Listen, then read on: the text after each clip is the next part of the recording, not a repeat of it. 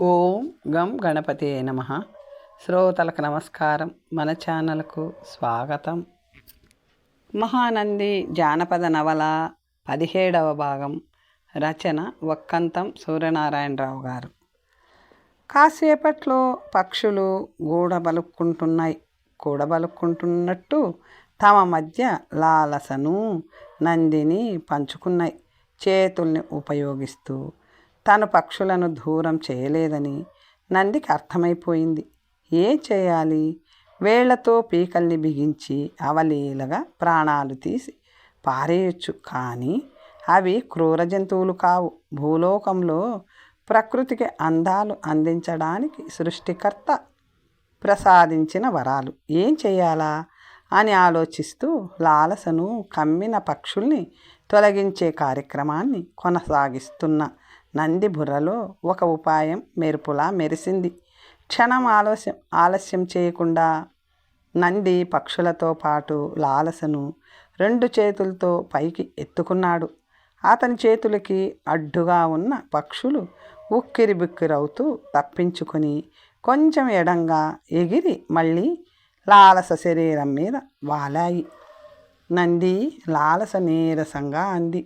ఆమె కంఠంలో భయం వణుకుతూ వినిపించింది. భయం లేదు, ఒక్క క్షణం అంటూ నంది పొదలు అంతగా లేని ప్రదేశం గుండా పరుగు ప్రారంభించాడు. లాలస అతని 2 చేతుల మీద పసిపాపల అడ్డంగా ఉంది. చెట్టు బోదెలకు ఆమె తల ఢీకొట్టే ప్రమాదం ఉంది. లాలస శరీరం మీద తిష్ట వేసి రెక్కలు టపటపలాడిస్తున్న పక్షుల్ని, తన శరీరాన్ని ఆక్రమించిన వాటిని నిర్లక్ష్యం చేస్తూ నంది లాలసను తన కుడి భుజం మీదుగా బోర్లా ఉండేలా మార్చుకున్నాడు. ఏటవాలుగా మారిన ప్రదేశం మీద నడకను పరుగులా మార్చాడు. చెవుల్ని పగలేస్తున్న పక్షుల అరుపుల్ని పట్టించుకునే స్థితిలో లేడతను. తన ఊహ నిజమైతే కాసేపట్లో అనుకున్న చోటికి, తనకు లాలసకు పక్షుల నుండి రక్షణ ఇచ్చే చోటికి చేరుకోగలడు తను. నంది ఊహ నిజమైంది అనుకున్న దానికన్నా ముందుగా నీటి అంచుకు చేరుకోగలిగాడు నంది. లాలస నదిలోకి దిగుతున్నా, జాగ్రత్త అంటూ ఆమె సమాధానం కోసం ఎదురు చూడకుండా ప్రవాహంలోకి దిగేశాడు. మరుక్షణం అతని శరీరం, లాలస శరీరం నీళ్లలో మునిగిపోయాయి. నీళ్లు తగలగానే పక్షుల రెక్కలకు బుద్ధి చెప్తాయని, తమ శరీరాల్ని వదిలేసి గాలిలోకి ఎగురుతాయని నందికి తెలుసు. కొంచెం దూరం నీళ్ల లోపల ముందుకు వెళ్ళిపోయి నంది పైకి లేచాడు. భుజం మీదున్న లాలస ఉక్కిరిబిక్కిరవుతూ శ్వాసక్రియ జరుపుతుంది. నంది వెనుతిరిగి చూశాడు. తను లాలస నీళ్లల్లో మునిగిన ప్రాంతంలో 10-15 అడుగుల దూరంలో రంగుల పక్షులు గాలిలో ఎగురుతున్నాయి. నంది లాలసను అవలీలగా తన వీపు మీదికి మార్చుకున్నాడు. ఇంకా భయం లేదు. నది మనల్ని వేగంగా దూరంగా తీసుకెళ్తుంది. ముందుకు సాగుతూ అన్నాడు నంది. అవి మళ్ళీ వస్తే? లాలస ప్రశ్న వణుకుతూ నంది చెవిలో దూరింది. రాణి, మనకు జలకవచం ఉందిగా. నంది చిన్నగా నవ్వాడు. మునుగుతూ తేలుతూ ముందుకు వెళ్ళిపోదాం. నదీ ప్రవాహం వాళ్ళిద్దరినీ పక్షుల బృందగానానికి దూరంగా తీసుకెళ్తుంది. కాసేపు వాళ్లను అనుసరిస్తూ ఎగురుతూ వచ్చిన పక్షులు తన ప్రయత్నాన్ని విరమించుకున్నాయి. నదీ తీరంలో పచ్చిక దుప్పటి మీద విశ్రాంతిగా కూర్చున్నారు. లాలస, నంది అప్పటిదాకా ఎత్తుగా ఉన్న కొండల మధ్య పరవళ్ళు త్రొక్కిన నది సమతల ప్రదేశంలోకి ప్రవేశించింది. నెమ్మదిగా ప్రయాణం సాగుతోంది. తడిసిన వస్త్రాలతో నీరెండలో కూర్చున్న లాలసను పరిశీలనగా చూశాడు నంది. ఆమె ముంజేతుల మీద పక్షుల కాలిగోళ్ళు చేసిన గీరలు కనిపిస్తున్నాయి. అయితే ఆమె ముఖం మీద గీరలు కానీ ఘాట్లు కానీ లేవు. విచిత్రం. లాలస, పక్షులు ఎందుకు నిన్ను చుట్టుముట్టాయి? ఏం జరిగింది? కాసేపు విశ్రాంతి తీసుకున్నాక అడిగాడు నంది. లాలస శరీరం ఒక్కసారిగా జలధరించింది. గుర్తొస్తే భయమేస్తుంది, లాలస నెమ్మదిగా అంది. నంది అర్థం చేసుకున్నట్టు తల ఆడించాడు. నిద్ర లేచి నదిలో నీళ్లు రాళ్ల మధ్య నిలకడగా ఉన్న చోట స్నానం చేశాను. గట్టు మీదికి చేరుకొని పైటను 2 చేతులతో పట్టుకొని గాలి వీచేందుకు ఎదురుగా నిల్చున్నాను. ఎండ తగిలితే త్వరగా ఆరుతుందన్న ఉద్దేశంతో చెట్ల నీడల్లో నుంచి ముందుకు నడుస్తున్నాను. గాలికి పైట నా తల మీద రెపరెపలాడుతుంది. ఎక్కడి నుంచి వచ్చాయో తెలీదు. పావురాలు, చిలకలు, పిచ్చుకలు, ఎన్నో రంగురంగుల పక్షులు గోలగా అరుస్తూ వచ్చి నన్ను చుట్టుముట్టేశాయి. పైటను వదిలేసి 2 చేతులతో ముఖం కప్పుకున్నాను. అమ్మో, ఉక్కిరి బిక్కిరి చేసేశాయి. భయపడిపోయాను, వణికిపోయాను. ముక్కులతో పొడిచి చంపేస్తాయనుకున్నాను. లాలస విశ్రాంతి కోసం అన్నట్టు ఆగింది. నంది ఆశ్చర్యంగా చూస్తున్నాడు. లాలస ముఖం మీద ఘాట్లు ఎందుకు లేవో అర్థమవుతుంది. పక్షుల నా మీద ఎందుకు దాడి చేశాయి? లాలస నంది వైపు ప్రశ్నార్థకంగా చూసింది. నంది సాలోచనగా చూశాడు. పక్షులు దాడి చేయడానికి కారణం నీ పైట అనిపిస్తుంది. పైట అన్నది. 2 చేతులతో పట్టుకున్నావా? గాలికి తెరచాపలా రెపరెపలాడుతుందా? నిన్ను గాలిలో రెపరెపలాడుతున్న పైటను చూసి పెద్ద రెక్కలున్న ఏదో వింత పక్షి అని అవి అనుకున్నట్లున్నాయి. నాకు అలాగే అనిపిస్తుంది. తమ రాజ్యంలోకి వింత పక్షిని రాకుండా తరిమి వేయాలనుకున్నట్టున్నాయి. అందుకే నిన్ను చుట్టుముట్టాయి. నంది చిరునవ్వుతో నవ్వాడు. నేను మనిషినని వాటికి తెలీదా? లాలస ఆశ్చర్యంగా అడిగింది. ఏమో, నాకు తెలీదు. నిన్ను మనిషి అనుకున్నా, వింత పక్షి అనుకున్నా వాటి భయం ఒకటే కావచ్చు. అది నీ మూలంగా అపాయం నిన్ను వెళ్ళగొట్టాలనుకున్నాయి. నీ మీద విరుచుకుపడ్డాయి. అయితే ముక్కులతో పొడవలేదే? లాలస అంది. ఆపకుండా అరుస్తున్నాయిగా.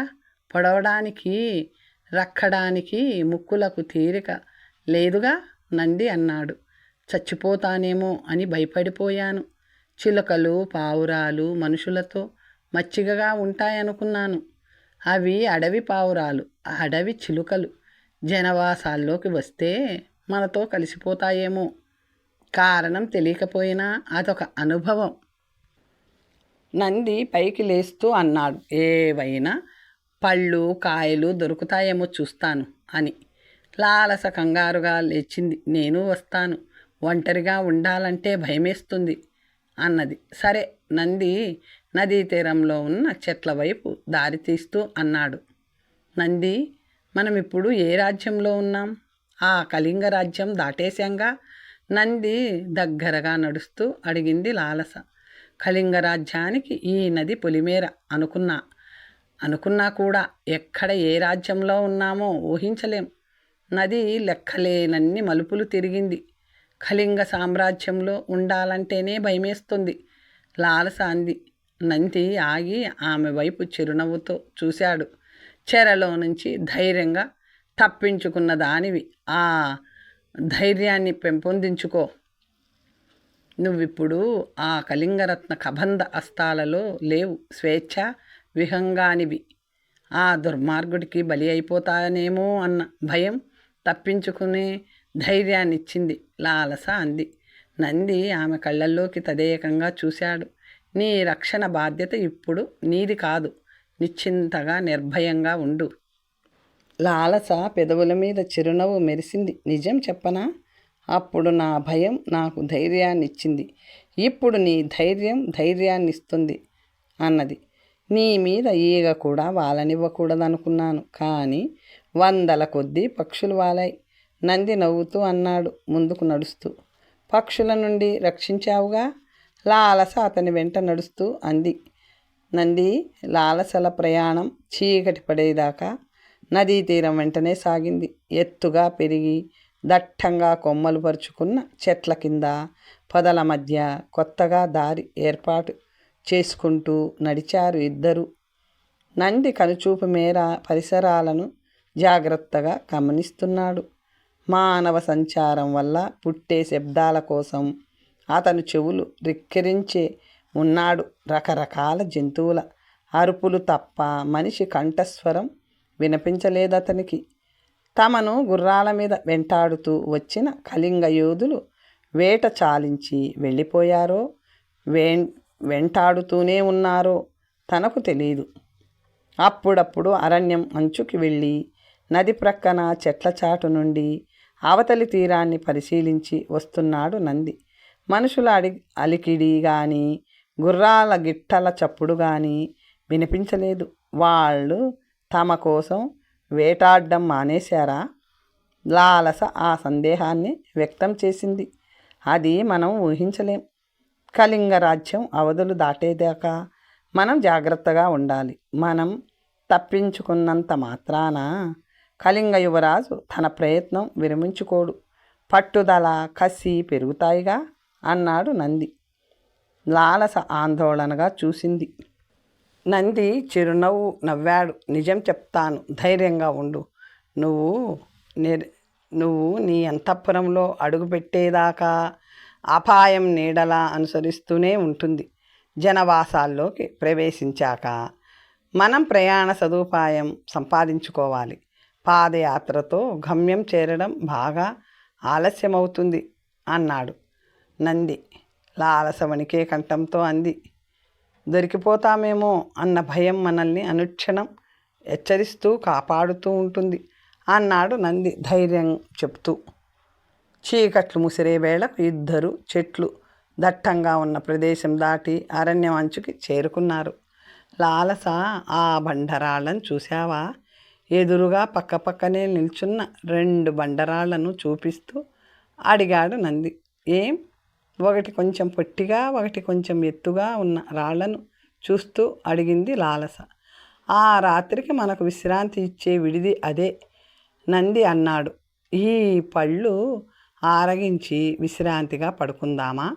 సూర్యోదయంతో మన ప్రయాణం ప్రారంభం. నదిలో హాయిగా ఉంది, కానీ నడకతో కాళ్ళు లాగుతున్నాయి. లాలస చిన్నగా నవ్వింది. సీతమ్మ తల్లిని, ద్రౌపదీదేవిని తలుచుకో, నంది నవ్వుతూ ఉపదేశిస్తున్నట్టు అన్నాడు. పచ్చిక మధ్య మెలికలు తిరుగుతూ వెళ్తున్న సన్నటి బాటలో నడుస్తున్నారు లాలస, నంది. రాతి బండల మీద నిద్రించిన ఇద్దరు ఇప్పుడు త్వరగా నడవగలుగుతున్నారు. అరణ్యం నుండి, నదీ తీరం నుండి మానవ సంచారం రూపొందించిన సన్నటి కాలిబాట సమీపంలో జనవాసాల ఉనికిని తెలియజేస్తుంది. నిద్రలేచి బయలుదేరే ముందు జాగ్రత్తతో నంది 2-3 రకాల పళ్ళు, కాయలు సేకరించాడు. మిట్ట మధ్యాహ్నం అయ్యేసరికి చెట్టు నీడలో కూర్చొని ఇద్దరు ఆకలి తీర్చుకున్నారు. నంది సూచనను పాటిస్తూ లాలస పచ్చిక మీద నడుం వాల్చింది. తల నేలను తాకిన క్షణంలోనే నిద్రలోకి జారుకున్న లాలసను నంది జాలిగా చూశాడు. తనంత తానుగా ఆమె మేలుకునేదాకా వేచి ఉండాలని నిశ్చయించుకుని చెట్టు బోదెకు వీపు ఆంచి కూర్చున్నాడు. సూర్యుడు పశ్చిమ దిశ వైపు వాల్తున్నాడు. లాలసకు మెలకువ రాగానే ప్రయాణం పునఃప్రారంభించాడు నంది. కొంత దూరం ప్రయాణం చేశాక కాలిబాట వెడల్పును సంతరించుకుంది. 2 చక్రాల బళ్ళు ప్రయాణించిన ఆనవాళ్లు స్పష్టంగా అగుపిస్తున్నాయి.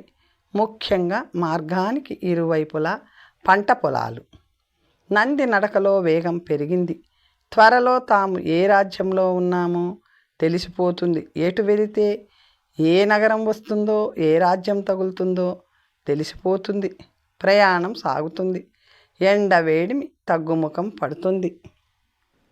ఎదురుగా పచ్చిక బయళ్లలో ఆవులు, గేదెలు మేస్తున్నాయి. పల్లె పట్టులు దగ్గరవుతున్నాయి. ఆ విషయాన్ని వివరిస్తూ నంది లాలసకు ఉత్సాహం అందిస్తున్నాడు. దారి ప్రక్కనే ఒక గేదె, ఒక ఆవు ఉన్నాయి.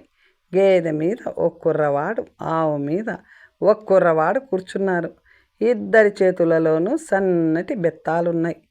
తమ మూపుల మీద కాపరి కుర్రవాళ్ళు కూర్చున్న విషయాన్ని పట్టించుకోకుండా గేదె, ఆవు ఏకాగ్రతతో పచ్చికను మేస్తున్నాయి. తమ వైపు వస్తున్న కుర్రవాళ్ల దగ్గరగా ఆగి నంది చిరునవ్వుతో చూశాడు. ఎవరు మీరు? గేదె మీద కూర్చున్న కుర్రవాడు తలపాగను ఒక చేత్తో సర్దుకుంటూ అడిగాడు. మీరెవరు? నంది నవ్వుతూ ప్రశ్నించాడు. నేను యమధర్మరాజు, గేదె కుర్రవాడు అన్నాడు. నేను శివుడు, ఆవు కుర్రవాడు అందుకున్నాడు. నంది, లాలస పక్కున నవ్వారు. మరి నీ వాహనం దున్నపోతు కదా, గేదెనెక్కావేం? నంది అన్నాడు. నేను నిజం యమధర్మరాజును కాను కదా. అందుకు కుర్రవాడు తెలివిగా అన్నాడు. నేను అంతే, నిజం శివుణ్ణి కాను. అందుకే ఎద్దును ఎక్కకుండా ఆవునెక్కాను. రెండో కుర్రాడు అన్నాడు. మీది ఏ ఊరు? నంది అడిగాడు. పెద్దకొండపల్లి, గేదె కుర్రాడు సమాధానం చెప్పాడు. ఇది ఏ రాజ్యం నాయనా? లాలస ఆవు కుర్రవాడిని అడిగింది. ఇది అంటే మాది సారంగ రాజ్యం, కుర్రవాడు అన్నాడు. కొంచెం దూరంలో గంటల చప్పుడయింది. నంది తల తిప్పి చూశాడు. రెండెడ్ల బండి వస్తుంది.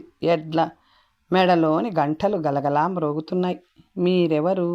గేదె కుర్రవాడు అడిగాడు. మాది ప్రక్క రాజ్యంలే, నంది అన్నాడు బండి నొగల మీద కూర్చున్న రైతును చూస్తూ. కాసేపట్లో బండి వాళ్ళ దగ్గరగా వచ్చింది. నంది చెయ్యెత్తి ఆగమన్నట్టు సైగ చేశాడు. రైతు పగ్గాలు లాగి బండిని ఆపి ప్రశ్నార్థకంగా చూశాడు. ఇది సారంగ రాజ్యమని చెప్పారు పిల్లలు. సారంగ రాజ్యం కళింగ రాజ్యానికి సామంత రాజ్యమా? నంది అడిగాడు. సారంగ రాజ్యం స్వతంత్ర రాజ్యం నాయనా. పాడి పంటలతో సుభిక్షంగా వీర సైనిక బలగాలతో సురక్షితంగా ఉన్న రాజ్యం. చిన్నదైనా మాది సామంత రాజ్యం కాదు, రైతు సగర్వంగా అన్నాడు. రాజధాని ఆనందసాగర నగరం. కొంచెం ముందుకు వెళ్ళి ఎడమకు తిరగండి. ఆగకుండా నడిస్తే చీకటి పడే వేళకు నగరం చేరుకుంటారు. 1 యోజన దూరం అంతే, రైతు వివరించాడు. బండి ముందుకు సాగింది. నంది లాలసను చిరునవ్వుతో చూశాడు. దారి తెన్ను తెలియకపోయినా శత్రు రాజ్యాన్ని దాటేశాం. పడమటి ఆకాశం సంధ్యారాగంతో అందంగా కనువిందు చేస్తుంది. ఆనందసాగర నగరం ఆ రైతు చెప్పినదంతా దూరం కాదు, దగ్గరే. సూర్యుడు గూటికి చేరకముందే నగరద్వారం చేరుకున్నాం. నంది ఎదురుగా ప్రత్యక్షమైన మొగసాలను చూస్తూ అన్నాడు. రత్న కటక నగరం వదిలాక మనుషుల్లోకి రావడం ఇదే మొదటిసారి, లాలస అంది. ఆమె కంఠంలో ఏదో ఊరట ధ్వనించింది. ఇప్పటిదాకా అరణ్యంలో కలిసిపోయిన మనం ఇంకా జాగ్రత్తగా జనారణ్యంలో కలిసిపోవాలి. నంది లాలస పక్కనే నడుస్తూ నంది వైపు చూస్తూ అంది. నంది తల తిప్పి ప్రశ్నార్థకంగా చూశాడు. నగరంలోకి వెళ్ళగానే కామరూప నగరానికి దారి ఏటో తెలుసుకుంటావుగా? లాలస ఆశగా ప్రశ్నించింది. తెలుసుకోవాలిగా, నంది నవ్వుతూ అన్నాడు. అంతేకాదు, ఏ దారి ఎటు వెళ్తుందో కూడా తెలుసుకోవాలి. లాలస అర్థమైనట్టు తల పంకించింది. మొగసాల కింది భాగంలో దారికి అడ్డంగా లావుపాటి కొయ్య ఉంది. 2 వైపులా అరుగులున్నాయి. అరుగుల మీద 2 భటులు కూర్చొని ఉన్నారు. ఒక భటుడు అరుగు మీద నుండి దిగి లాలసను నందిని సమీపించాడు. ఇద్దరిని విడివిడిగా ఏగాదిగా చూశాడు. యాత్రికుల్లా ఉన్నారు. ఏ దేశం? నిర్లక్ష్యంగా ప్రశ్నించాడతను. కర్ణాటక దేశం సోదరా, అంది చిరునవ్వుతో అన్నాడు. కర్ణాటక దేశం సోదరా, నంది చిరునవ్వుతో అన్నాడు. ఆతిథ్య సుంకం చెల్లించాలి. ఆతిథ్య సుంకమా? దేనికి? నంది ప్రశ్నించాడు. మా దేశం మీకు ఆతిథ్యం ఇస్తుందిగా, అందుకు. ఇద్దరికి 2 వరహాలు చెయ్యి చాపుతూ అన్నాడు భటుడు. నంది అపరంజి దంపతులను తలుచుకుంటూ అంగీలో నుంచి 2 వరహాలు తీసి ఇచ్చాడు.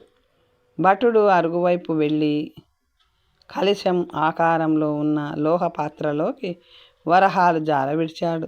2వ భటుడి వైపు చూస్తూ తల ఎగరేశాడు.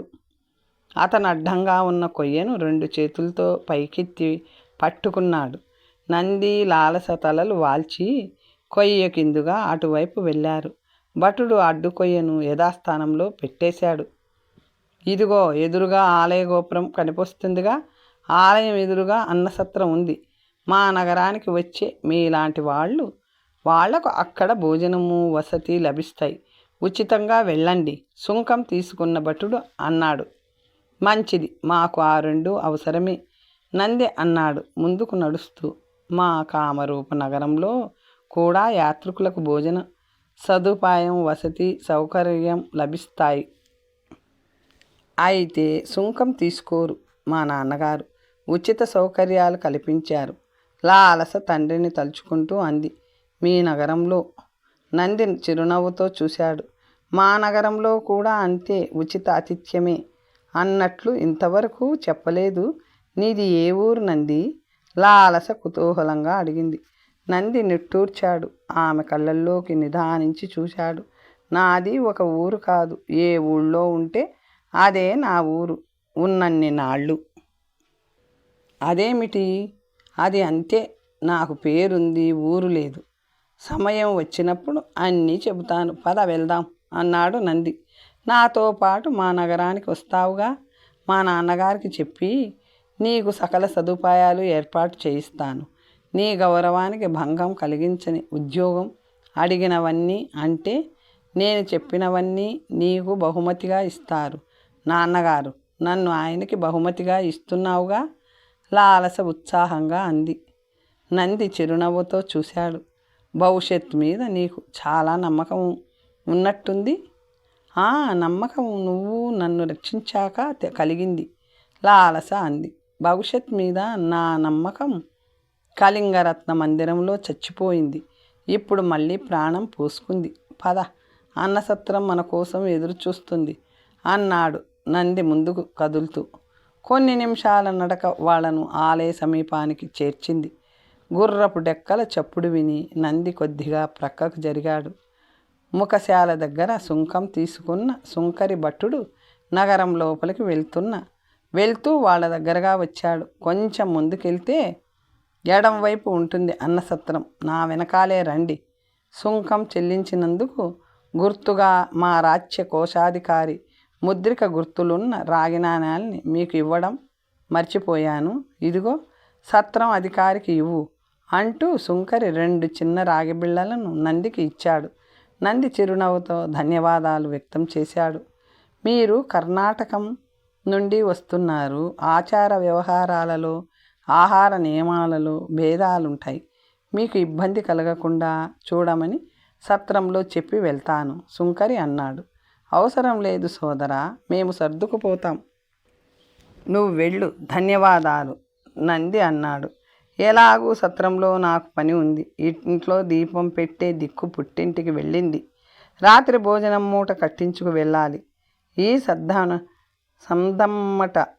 సందమ్మట బాగా లోపలికి రావాలి. వంటకాల ఘుమఘుమలు స్వాగతం పలుకుతాయి.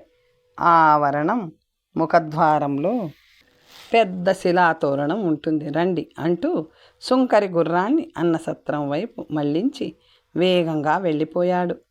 సుంకం తీసుకున్నారు. అతిథి మర్యాదలు చక్కగా చేస్తున్నారు. నంది చిన్నగా నవ్వాడు. అవును, లాలస అంది. ఉన్నట్టుండి ఆలయంలో గంటలు మ్రోగడం ప్రారంభించాయి. ఇద్దరు అప్రయత్నంగా ఆలయం వైపు తిరిగి చేతులు జోడించారు. నంది వెళ్ళి దర్శనం చేసుకుందామా? లాలస అడిగింది. నడిచి మురికి కొట్టుకుపోయి ఉన్నాం.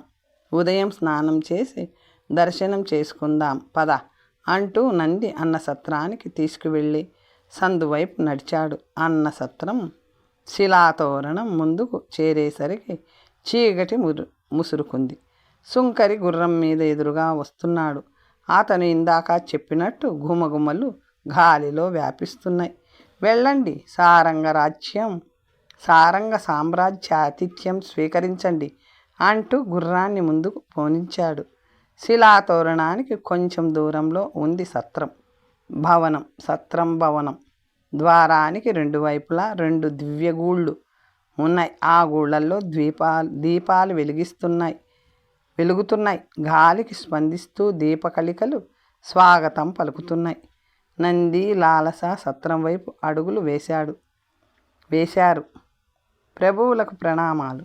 తన ముందు వినయంగా నిల్చుని నమస్కరిస్తున్న సేనానిని సారంగ సామ్రాజ్య మహారాజు సారంగసేనుడు ప్రశ్నార్థకంగా చూశాడు. ఏమిటి జయ విజయ?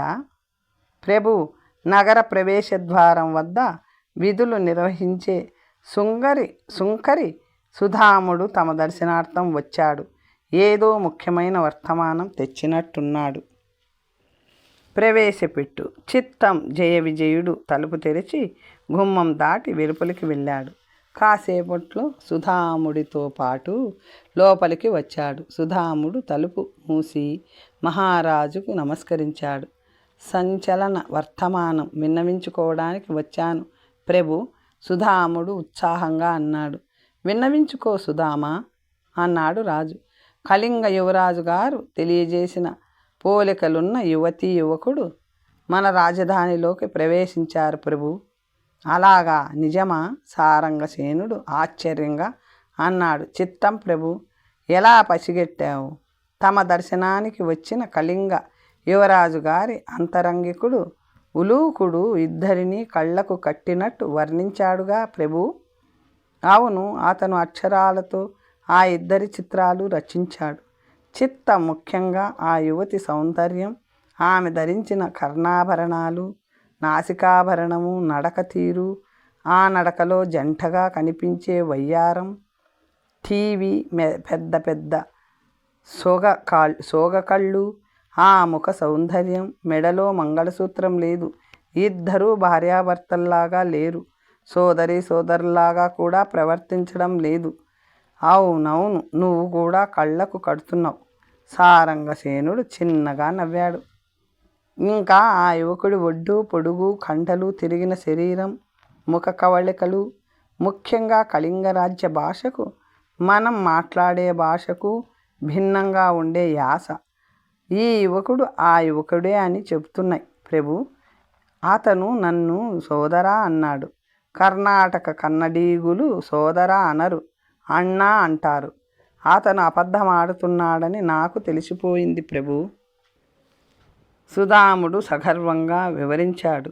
ఎక్కడున్నారు? సారంగసేనుడు ప్రశ్నించాడు. అన్నసత్రంలో దిగబెట్టి వచ్చాను ప్రభు. మంచి పని చేశావు. కళింగరత్న చేత నీకు చక్కటి బహుమతి ఇప్పిస్తాం. కళింగరత్న నా చిరకాల మిత్రుడు. మా తండ్రి గారు పరమపదించిన కారణంగా యుక్త వయసులోనే మేము మహారాజు కాగలిగాం.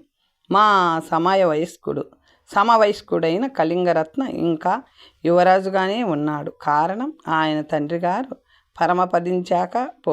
పరమపదించకపోవడమే అంటూ చిన్నగా నవ్వుతూ సారంగసేనుడు సేనానిని జయ విజయుడి వైపు చూశాడు. ప్రభువు, మహారాజు చూపును అర్థం చేసుకున్న సేనాని వినయంగా అన్నాడు. ఆ యువతి ఎవరో మాకు తెలుసు. సారంగసేనుడు ప్రారంభించాడు. ప్రభు, మహారాజు చూపును అర్థం చేసుకున్న సేనాని వినయంగా అన్నాడు. ఆ యువతి ఎవరో మాకు తెలుసు. సారంగసేనుడు ప్రారంభించాడు. ప్రభువులకు తెలుసా? సేనాని ఆశ్చర్యంగా అన్నాడు. ఆమె స్వయంవరానికి మేం కూడా వెళ్లాల్సింది. అయితే మా జనకులు వద్దన్నారు. ఆమెను సురక్షితంగా కళింగరత్నకు అప్పగించాలి. అతను తన ఆధీనంలోకి తీసుకునేదాకా ఆ యువతి మన మందిర బంధనంలో ఉండాలి. ఆ యువకుడు మన కారాగారంలో ఉండాలి. ప్రతిఫలంగా మన కోశాగారానికి కళింగరత్న